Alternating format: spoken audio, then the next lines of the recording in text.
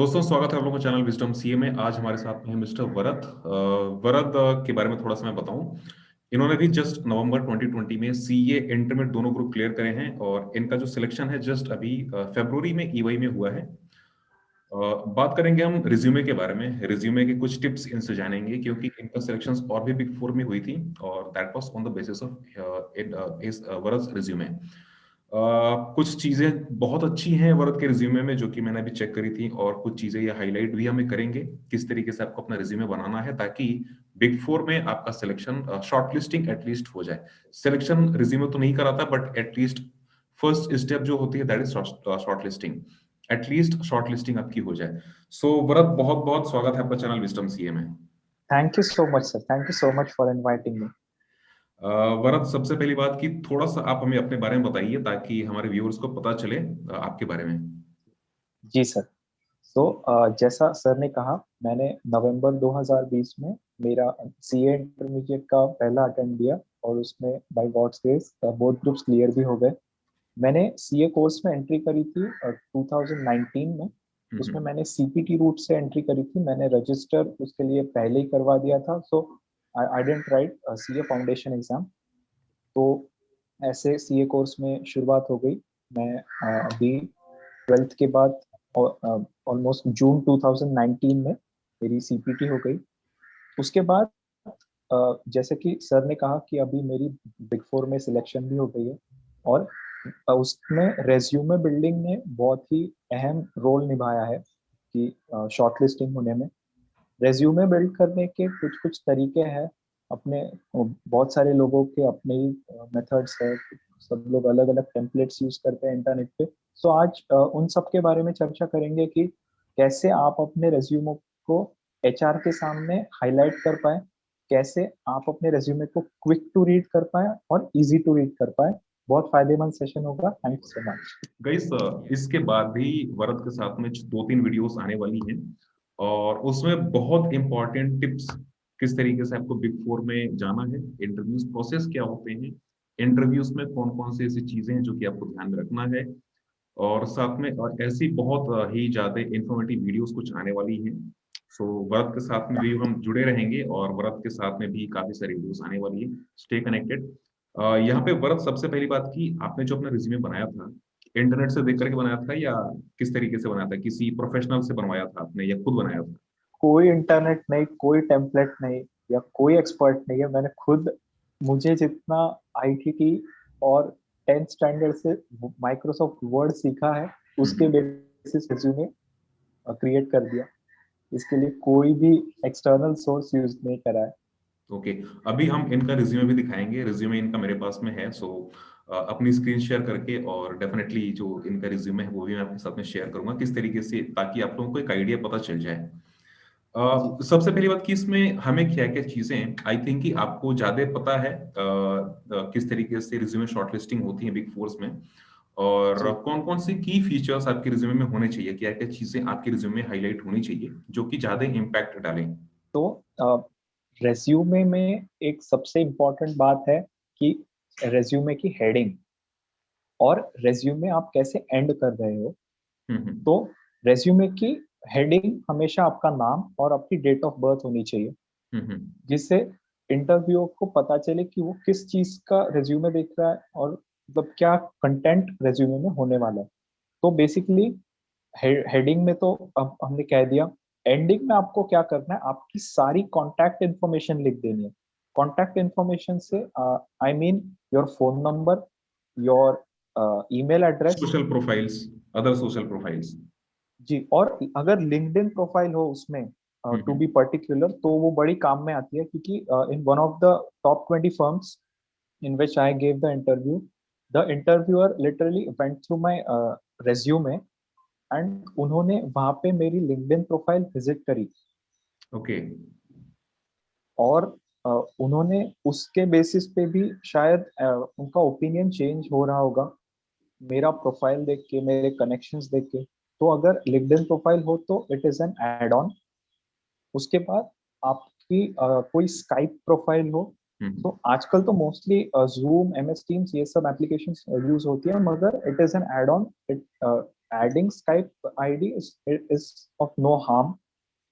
हम्म। तो ऐड करने से कोई दिक्कत नहीं है। ये सब हो गई आपकी कांटेक्ट इन्फॉर्मेशन। अभी हम और डिटेल में जानेंगे कि आपको कंटेंट में क्या क्या ऐड करना है रिज्यूमे में। तो यहाँ पे हम रिज्यूमे दिखाने जा रहे हैं वरद का, कि उन्होंने किस तरीके से अपना रिज्यूमे बिल्ड करा था। तो फिलहाल मैं अपनी स्क्रीन में शेयर कर रहा हूँ आप सभी लोगों के साथ में। सो ये वरद का रिज्यूमे है और इसमें हम देखेंगे क्या क्या चीज़ें इन्होंने बेसिकली बता रखी हैं। सबसे पहले वरद आपका यहाँ पे नाम है, जो मेन हेडिंग है बोल्ड में आपने लिख रखा है, जी इसके नीचे डेट ऑफ बर्थ, करेक्ट। हालांकि हमने चीज़ें जी हाइड कर सर। रखी हैं अभी ताकि वरद की कोई चीज़ें ऐसी पब्लिक ना हो जो कि रिज्यूमे में है। यहाँ इसके नीचे जी date sir. Of birth, then यहाँ पे थर्ड पोजीशन पे आ जाती है आपकी educational qualification. Special points educational qualification के बारे में कुछ कुछ ऐसी है हम्म कि at this stage at articleship level none of the big fours or any of the firm will expect you to have any work experience। हम्म तो जिस बेसिस पे आपको आपकी रेज्यूमे प्रेजेंट करनी है वो है आपका आज तक का एजुकेशन। हम्म तो उसके उसके लिए उनके लिए सबसे रेलेवेंट चीज है कि आपके इंटरमीडिएट के ग्रुप्स क्लियर हुए हैं या नहीं, हम्म या फिर आप इंटरमीडिएट में कब अपीयर हुए हो। Hmm that is most relevant information for them. So okay. Try to go by reverse chronology. इसलिए आपने यहाँ पे सबसे पहला लिखा हुआ है CA intermediate new syllabus, ICI, year November 2020, और उसके बाद यहाँ पे both group also is important, correct. जी सर, बोथ ग्रुप्स काफी इंपॉर्टेंट है। ओके, और यहाँ पे स्कोर और रिमार्क्स में cleared both group in first attempt, ये भी काफी इंपॉर्टेंट है आई थिंक। जी सर, ओके, तो यहाँ वो पे सबसे हाईलाइट करना ज्यादा इंपॉर्टेंट। तो यहाँ पे सबसे जो इम्पोर्टेंट चीजें आ गई, तो ये जो फर्स्ट हमारी लाइन है, ये चीजें बहुत इंपॉर्टेंट है। इसके बाद यहाँ पे अगर हम बात करें सीपीटी, तो सीपीटी तो चलो ठीक है, इस पे खैर बिग फोर में तो सिलेक्शन सीपीटी के बेसिस पे नहीं होने वाला है, बहुत ज्यादा इसका इम्पैक्ट नहीं पड़ता है। मेन थिंग इज दैट आपका जो सीए इंटर है, that should both group should be cleared in first attempt, that is more beneficial. Second attempt भी आई थिंक कि कुछ preferably big force first preferable, attempt, हाँ। सेकंड अटेम्प्ट भी big force जी higher करती हैं I think, but वो जो preferable होता है that is first attempt, correct. जी सर। ठीक है। इसके बाद बाकी जो एजुकेशनल क्वालिफिकेशन डिटेल्स हैं आपके 10+2, देन इसके बाद 10th क्लास, और उसके बाद अगर आप बी कॉम एम कॉम जो भी आपने कर रखा है, आपने ये सारी चीजें लिख रखी हैं, करेक्ट। जी सर। और इसमें आपने जो डिटेल्स हैं, जैसे आपने कितने कितने मार्क्स आए थे और सब कुछ यहाँ पे आपने डिटेल में सब कुछ हाईलाइट कर रखा है, जो इंपॉर्टेंट पॉइंट्स हैं वो भी आपने यहाँ पे हाईलाइट कर रखा है, जो कि बहुत अच्छी चीज है, करेक्ट। जी सर। Okay okay. इसके बाद यहाँ पे ये आपका आ जाता है एकेडमिक अचीवमेंट्स, है ना, तो थोड़ा सा आप इसके बारे में बताइए। जी sir, academic achievement sir nothing but जो की फैक्टर्स है जो हम्म आपने आपके एजुकेशन जर्नी में अचीव करे हैं, हम्म वो भी काफी हद तक मैटर करते हैं, क्योंकि आफ्टर ऑल आपका सीवी बाकी 1000 सीवी से स्टैंड आउट होना चाहिए। हम्म तो उसमें मोस्टली जो चीजें आती है वो है आपके इंटरमीडिएट में कितने एग्जाम्पशंस आए, जो मैंने पहली लाइन ऐड कर दी जैसे रिजल्ट आ गया, ओके। वो काफी मैटर करता है। अच्छा, यहाँ पे फिर एक चीज बहुत इंपॉर्टेंट है, जैसे कि जो भी आपके प्लस पॉइंट है, जो भी आपके प्लस पॉइंट है, वो सब कुछ आपने पहले लिख करके और उसको हाईलाइट कर रखा है। जैसे यहाँ पे एकेडमिक अचीवमेंट्स में यहाँ पे मैं देख पा रहा हूँ, both group in first attempt with exemption in 4 papers. तो यहाँ पे आपने एग्जाम्पशन की बात लिखी हुई है, तो एक भी चीज जी आपको छोड़नी नहीं है जो कि आपको हाईलाइट करना है, जो कि आपके लिए प्लस पॉइंट है, तो एक भी चीज आपको छोड़नी नहीं है, करेक्ट। जी सर। नाउ यहाँ पे सीपीटी के बारे में आपने लिखा हुआ है, CPT conducted by ICI with distinction, 160 marks out of 200, तो ये भी आपने एक चीज हाईलाइट कर दी। जी सर, उसके बाद आईटीटी ओरिएंटेशन कोर्स डेफिनेटली आपने कर ही रखा है, और ये उसके बहुत इंपॉर्टेंट पॉइंट है सर एक्चुअली, आईटीटी और ओरिएंटेशन, क्योंकि हम्म जब भी आपको किसी भी बिग फोर या टॉप 20 फर्म्स में से कॉल आएगा, hmm they are 100% going to ask you कि आपका आईटीटी और ओरिएंटेशन कंप्लीट हुआ है या नहीं। बिकॉज ये मेरा भी उसके पहले एक्सपीरियंस तो है। आप without this course you can not go for the articleship. जी सर, और फिर ऐसा हो जाता है कि अगर आपका आर्टिकलशिप रजिस्ट्रेशन भी फर्म थोड़े दिन बाद करवा रही है, तो भी उनको आपको छुट्टी ना देनी पड़े इन ट्रेनिंग्स के लिए। इसके बाद आपने एक यहाँ पे और भी बहुत इंपॉर्टेंट चीज यहाँ पे हाईलाइट कर रखी है, secure 95 plus marks in 12th standard in accountancy and mathematics, जी सर। और best students award in standard 10, और यहाँ पे आपने जो स्कूल एट 97% इन 10th स्टैंडर्ड। तो जो भी आपके प्लस पॉइंट है, जो भी अच्छी चीजें हैं, सब कुछ आपने हाईलाइट करके और सबको आपने बोल्ड में कर रखा है, जिससे कि जो रिज्यूमे सेलेक्टर है, जो रिज्यूम सेलेक्ट कर रहा है, जो भी एचआर है, सो जी फर्स्ट इंप्रेशन बहुत ही अच्छा पड़े। जी बहुत सर। अच्छी और चीज है। एक और इम्पोर्टेंट चीज, इनको हम्म। मैंने रिवर्स क्रोनोलॉजी में ऐड किया है। ग्रेट। जैसे फर्स्ट हम्म। पॉइंट जो आप देख पा रहे हो वो है क्लियर्ड रिसेंट इंटरमीडिएट में। पॉइंट है आपका, फर्स्ट जी। Point is the recent point. और अभी वैसे ही नीचे हम्म। नीचे हम लोग आ गए 10th स्टैंडर्ड तक। Great great great great. जो आपका जो सबसे लास्ट सबसे पहला वाला जो पॉइंट है, this is the last point, correct. जी सर। जो रिसेंट पॉइंट है, this is the first point. जी ओके, सो नेक्स्ट पेज पे हम चलते हैं। अच्छा, आपने जो रिज्यूमे बना रखा है, ये केवल 2 पेजेस का है, तो इसके पीछे भी कोई लॉजिक 2 पेजेस का ही होना? जी सर। इसके पीछे मैं कहूँगा दो बहुत इंपॉर्टेंट लॉजिक्स है जो हम्म मैंने ध्यान में रखे थे कि इससे ज्यादा तो नहीं होना चाहिए। हम्म हालांकि मैंने ऐसे भी कुछ बहुत अच्छे रेज्यूमेस देखे हैं जिन्होंने एक पेज में ही सारा उनका एजुकेशन एक्सपीरियंस सारा लिख दिया। हम्म। मगर फिर मैं नहीं चाहता था कि वो काफी क्लटर हो जाए। रिज्यूमे में ऐसे नहीं बना रिज्यूमे को, जी 10 पेजेस के रिज्यूमे हो जाए, दैट इज ऐसे, that is not the resume, है ना। जी। और जैसा कि मैंने पहले कहा है कि इस एज पे आपको कोई एक्सपेक्ट नहीं करेगा कि आपको कोई वर्क एक्सपीरियंस हो, आपने बहुत सारे कंपनीज में आपने कुछ देखा हो। तो just add your education and some other skills, that would be sufficient. और खुला खुला लिखे, ज्यादा उसमें क्लटर ना हो, तो it's an add on. Great. तो जी यहाँ पे जो अदर्स का पॉइंट है, इसमें आपने WIRC का एक कंपटीशन भी अटेंड कर रखा है, जी तो ये भी आपने लिखा हुआ है। अच्छा, यहाँ पे गाइस एक चीज मैं आपको बताना चाहूंगा, इंस्टीट्यूट ICI कोई भी अगर ऐसी चीजें, प्रोग्राम्स अगर ऑर्गेनाइज कराती है, तो उसमें आप जरूर पार्टिसिपेट करिए। सर्टिफिकेट अगर मिल रहा है तो that is much much much better, क्योंकि अगर इन सारी चीजों को अगर आप रिज्यूमे में ऐड करते हैं, तो एकदम ये चीजें गोल्डन है। ओके, इसके बाद यहाँ पे आपने एक MS एक्सेल कम्युनिकेशन स्किल्स, ये भी चीजें आपने डाल रखी हैं, तो MS एक्सेल आई थिंक एक बहुत ही इंपॉर्टेंट पॉइंट है। जी सर। ये आपके रेज्यूमे पे चार चांद लगा देगा, हम्म। क्योंकि ये ऐसी चीज है जो, और irrespective of the size of organization, ये कहीं भी यूज होती ही है। और ग्रेट। उसमें अगर आपने मास्टरी करी हो, एडवांस एक्सेल का कोर्सेज किए हो, तो फिर वो तो आपके रेज्यूमे में जज के दिखेगा पूरा। और ऐसा नहीं कि आपको कोई कोर्सेस ही करने हैं, अपने इंस्टीट्यूट में जो ITT कोर्सेस होता है उसमें भी काफी अच्छी एक्सेल सिखाई जाती है। हम्म। उतनी चीजें जरूर सिखाई जाती है जितनी आपके आर्टिकलशिप पर्पस के लिए रेलेवेंट हो।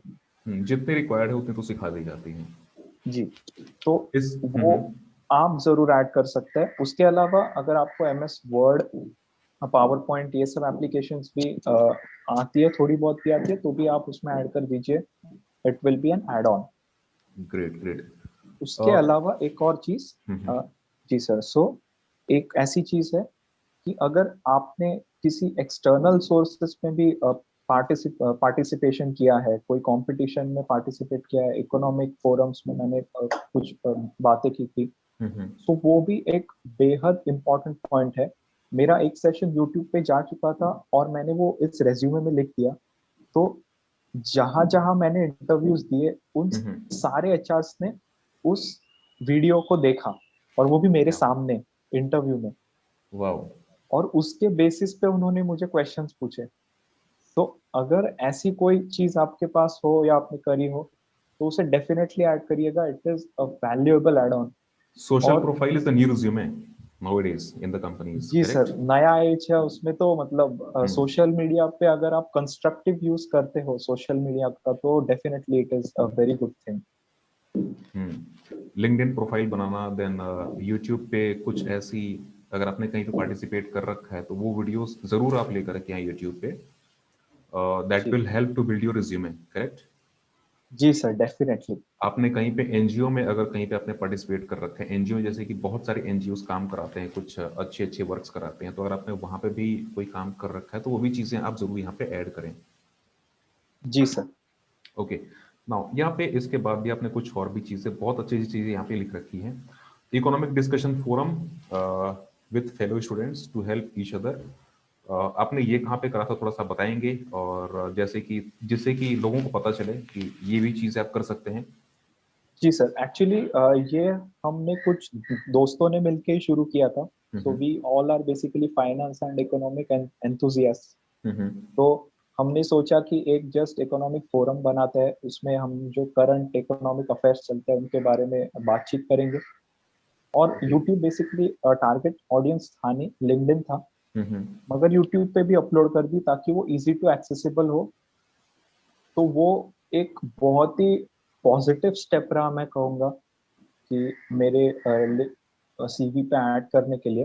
और हम्म। उससे कम्युनिकेशन स्किल्स भी इम्प्रूव होती है। नॉट जस्ट इकोनॉमिक फोरम, आप किसी भी ऑनलाइन वेबिनार होते हैं, कंपटीशन होते हैं, इनफैक्ट जैसे मैंने लिखा है ICI WIRC जो हम्म। इलोक्यूशन कॉम्पिटिशन्स वगैरह ऑर्गेनाइज करते हैं, वो बहुत फायदेमंद है। उनको अगर कभी मौका मिलता है तो उन्हें मिस नहीं करिएगा, वो कम्युनिकेशन स्किल बढ़ाने में बहुत मदद कर देंगी। Great, great, great. और इसके नीचे आपने अपने यूट्यूब चैनल का लिंक भी दे रखा है। और जी sir. Ready to work for Mumbai and Pune location, तो जैसे कि एक आपका जो ईवाई है, पुणे में आप काम कर रहे हैं, करेक्ट? जी सर। तो इसलिए आपने यहाँ पे भी लिखा हुआ है क्योंकि आपने पहले रिसर्च कर रखी थी और आपको पता था कि मुझे पुणे ही जाना पड़ेगा अगर मेरा सिलेक्शन होता है तो। जी सर, ये एक नेक्स्ट इम्पॉर्टेंट पॉइंट है जो मैं सजेस्ट करूंगा अपने ऑडियंस को नोट करने के लिए, हम्म। कि रेज्यूमे में हमेशा अपना प्रेफर्ड लोकेशन जरूर मेंशन करिएगा। कहाँ कहाँ क्योंकि पे आप जा करके काम कर सकते हैं, रिलोकेट हो सकते हैं। जी जी, और प्रेफरेबली आपका सर्विस लाइन। हम्म। क्योंकि मैंने मेरा रेज्यूमे ऑडिट में ही भेजा था, तो हम्म। मैंने जरूरी नहीं समझा कि मैं प्रेफर्ड सर्विस लाइन भी ऐड करूं। मगर अगर आप रेज्यूमे बना रहे हैं तो मैं प्रेफर करूंगा कि आप उसमें प्रेफर्ड लोकेशन और प्रेफर्ड सर्विस लाइन, ये दो हम्म। पॉइंट जरूर ऐड करें, ताकि एचआर को कंफ्यूजन ना हो आपको कॉल करके पूछने का कि हम्म। भाई आपकी ये डिटेल्स दीजिए। ऐसा नहीं, आपके रेज्यूमे में वो सब चीजें होनी चाहिए जो एचआर के लिए रेलेवेंट है, ताकि आपका सीवी जो है वो पेंडिंग लिस्ट में ना रह जाए। एचआर के पास में बहुत सारे रिज्यूमे होते हैं और ऑब्वियसली अगर कोई ऐसी इन्फॉर्मेशन है जो कि आपने मिस कर दी अपने रिज्यूमे में, तो एचआर जी के पास में इतना टाइम नहीं होगा कि आपको फोन करके और पूछे। जी। तो और यही रीजन है। हजारों हजारों हजारों रिज्यूमे लोग। जाते हैं। ग्रेट। तो एक सबसे बड़ा एक ये रीजन होता है, अगर आपने रिज्यूमे में कोई चीज अगर आपने छोड़ दी, तो वहां पे आपके पास में आई थिंक कि फोन करके पूछने वाली बात वहां पे नहीं होती और आपका जो रिज्यूमे है वो स्किप में चला जाता है। जी सर। इसके नीचे आपके कॉन्टैक्ट डिटेल्स आपको वही डालने हैं जिसपे कि आप एक्टिव हों। तो जी यहाँ पे कॉन्टैक्ट डिटेल्स आपकी email ID, LinkedIn profile which is very important, Skype ID also is also very important, और रेजिडेंस और मतलब आपका जो एड्रेस है दैट शुड बी रिक्वायर्ड, वो तो चाहिए होगा। सोशल लिंक्स काफ़ी इंपॉर्टेंट, काफ़ी मायने यहाँ पे रखते हैं, जैसे कि आपने यहाँ पे लिंक्डइन प्रोफाइल अपनी दे रखी है। तो एक कहने का मतलब कि अगर आपने सोशल प्रोफाइल दे रखी है तो जो एचआर हैं that goes on the profile as well. जी, डेफिनेटली ये और मेरे साथ भी हुआ है। हम्म। जितने भी इंटरव्यूअर्स ने ये लिंक्डइन प्रोफाइल की चीज देखी मेरे रेज्यूमे में, all hmm. Of them have visited my profile. And मेरे प्रोफाइल के बेस पे भी क्वेश्चंस आए कि ये आपने लिंक्डइन पे ये पोस्ट डाली है तो क्या आप इलेबोरेट कर पाएंगे, या फिर वो आपके कनेक्शंस देखेंगे कि आप कौन कितने कौन से एक्टिव हो, कनेक्शंस हैं? आपका कितना क्वालिटी है, आप हम्म। कितना एक्टिव हो आप। और लिंक्डइन पे बेसिकली जो एजुकेशन सेक्शन होता है उसमें आपकी काफी हद तक एजुकेशन भी आ जाती है। Hmm. So it is very impressive, it is a professional network, and उसका कंस्ट्रक्टिव यूज करे तो बहुत ही फायदेमंद हो सकता है। हम्म। लिंक्डइन की प्रोफाइल भी आपकी ठीक होनी चाहिए, ऐसा नहीं कि फालतू की आप पोस्ट कर रहे हैं, वैसी प्रोफाइल नहीं होनी चाहिए। अगर आपने वैसी पोस्ट कर रखी है तो या तो आप डिलीट कर सकते हैं, या तो जी don't share your LinkedIn profile, क्योंकि ऐसा ना हो कि लिंक्डइन प्रोफाइल आपने शेयर कर दी और उसके बेसिस पे आपका सिलेक्शन ही कैंसिल हो गया। जी सब कुछ जी। ठीक रहा और कोई सोशल प्रोफाइल पे विजिट करा किसी एचआर ने तो आपका वहीं से कैंसिल हो गया। तो आपकी लिंक्डइन प्रोफाइल भी ऐसी नहीं होनी चाहिए। That should also be good profile. जी sir, exactly. Post and something should be very good, जो कि चीजें थोड़ी सी एचआर को देखने में अच्छी लगे कि yes this person is knowledgeable और ये हायर करने लायक है। जी, जी। तो कुछ इम्पोर्टेंट पॉइंट्स रेज्यूमे के बारे में मैं हाईलाइट करूंगा अभी। हम्म। रेज्यूमे लिखते समय मैंने ये सच्ची में देखा है, एसएमएस लैंग्वेज यूज ना करें।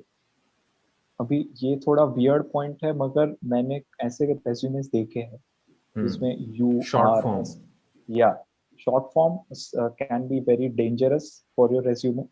उसके बाद नेक्स्ट इम्पोर्टेंट पॉइंट इज आपके जो ऑनलाइन इंटर्नशिप्स होते हैं आजकल, काफी बिग फोर्स भी ऑनलाइन इंटर्नशिप्स कंडक्ट करवाती है, ऑनलाइन कोर्सेज कंडक्ट करवाती है काफी डाइवर्स टॉपिक्स पे। वो अगर आप करते हैं तो it is an add on to your profile, right. One more thing is, जिसके बारे में बहुत स्पेकुलेशन चलती है इंटरनेट पे कि सीवी में फोटो ऐड करे कि नहीं।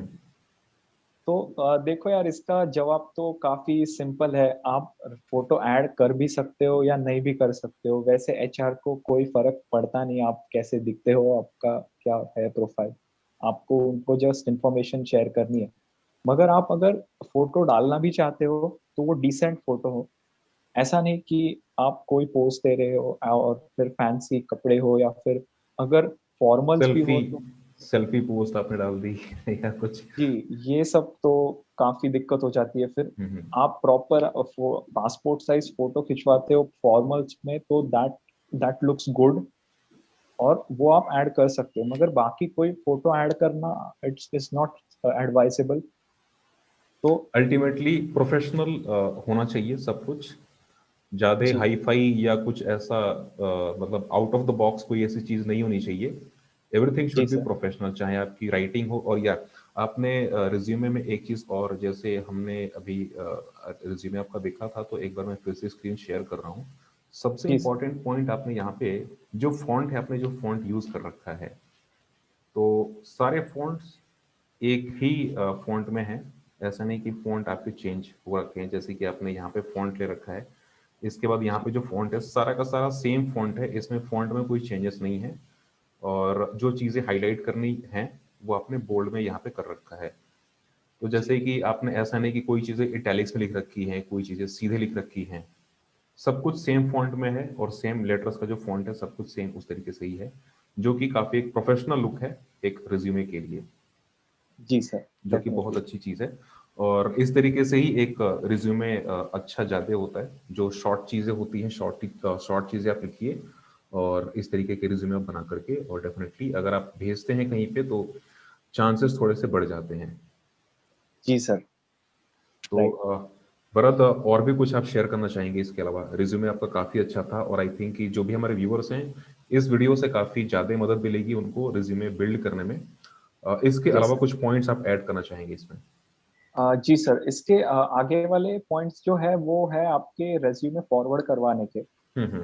तो आप जो रेज्यूमे फॉरवर्ड करवाएंगे उसकी बात हम नेक्स्ट वीडियो में भी करने वाले हैं। ग्रेट। मगर जो कवर लेटर होता है, जो फॉरवर्ड रेज्यूमे किसी वहाँ के इंसान को भेजते वक्त आप लिखते हैं, हम्म। उसमें भी मैंने एक लिंक्डइन पर पोस्ट करी थी कि मैंने बहुत सारी चीजें देखी कि चल रही है, लोग मतलब बात कर रहे हैं कि please forward my CV, I will be very thankful.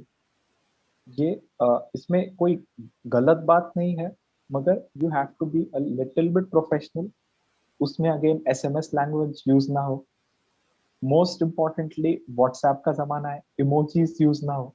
हम्म। कहीं पे भी आपके सीवी में, आपके टेक्स्ट में इमोजीज दिखने नहीं चाहिए। ये कुछ छोटे मोटे पॉइंट्स हैं जो आप अपने आप भी कंसिडर कर सकते हो, जो मतलब स्पेसिफिकली बोलने की जरूरत वैसे नहीं पड़नी चाहिए। Great great great. ठीक है वरद, बहुत बहुत धन्यवाद आपका इतनी सारी और अच्छी इन्फॉर्मेशन देने के लिए। बहुत सारे स्टूडेंट्स के मन से जो डाउट है रिज्यूमे किस तरीके से बिल्ड करें, आई थिंक इस वीडियो को देखने के बाद वो चीज़ें खत्म हो जाएंगी। और इसके बाद भी बहुत इंपॉर्टेंट, बहुत अच्छी चीज़ें हम लेकर के आने वाले हैं वरद के साथ में। So thank you so much Varad, और बहुत बहुत धन्यवाद आपका आने के लिए हमारे चैनल पे। Thank you so much. Thank you so much sir for giving me this platform, very thankful.